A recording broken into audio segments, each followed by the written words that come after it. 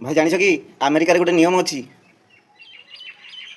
ଛୁଆ ପିଲାମାନଙ୍କୁ ଯଦି ଆପଣ ବାଡ଼େଇବେ, ଛୁଆ ଯଦି ପୁଲିସକି ଫୋନ୍ କରିଦେବ ନା, ପୁଲିସ ଆସିକି ବାନ୍ଧିକି ନେଇଯିବ।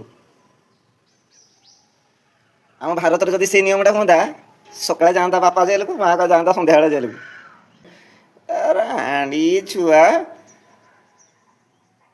ତତେ ଶାସନ କଲେ ମତେ ଥାନାରେ ପୁରେଇବୁ।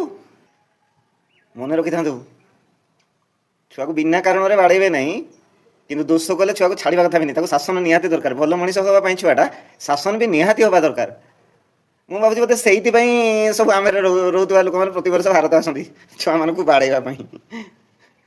ମୋ ଭାବନା ଏଇଆ, ଆପଣଙ୍କର ମତାମତ କ'ଣ ଜଣେଇବେ। ଭାଇ ଜାଣିଛ କି ଆମେରିକାରେ ଗୋଟେ ନିୟମ ଅଛି।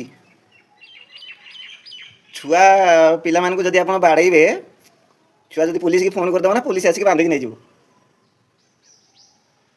ଆମ ଭାରତରେ ଯଦି ସେଇ ନିୟମଟା ହୁଅନ୍ତା, ସକାଳେ ଯାଆନ୍ତା ବାପା ଜେଲକୁ, ମା ଯାଆନ୍ତା ସନ୍ଧ୍ୟାବେଳେ ଜେଲକୁ। ରାଣୀ ଛୁଆ, ତତେ ଶାସନ କଲେ ମତେ ଥାନାରେ ପୁରେଇବୁ। ମନେ ରଖିଥାନ୍ତୁ, ଛୁଆକୁ ବିନା କାରଣରେ ବାଡ଼େଇବେ ନାହିଁ, କିନ୍ତୁ ଦୋଷ କଲେ ଛୁଆକୁ ଛାଡ଼ିବା କଥା ବି ନାହିଁ। ତାକୁ ଶାସନ ନିହାତି ଦରକାର। ଭଲ ମଣିଷ ହେବା ପାଇଁ ଛୁଆଟା ଶାସନ ବି ନିହାତି ହେବା ଦରକାର। ମୁଁ ଭାବୁଛି ବୋଧେ ସେଇଥିପାଇଁ ସବୁ ଆମେରିକାରେ ରହୁଥିବା ଲୋକମାନେ ପ୍ରତିବର୍ଷ ଭାରତ ଆସନ୍ତି ଛୁଆମାନଙ୍କୁ ବାଡ଼େଇବା ପାଇଁ। ମୋ ଭାବନା ଏଇଆ, ଆପଣଙ୍କର ମତାମତ କ'ଣ ଜଣେଇବେ।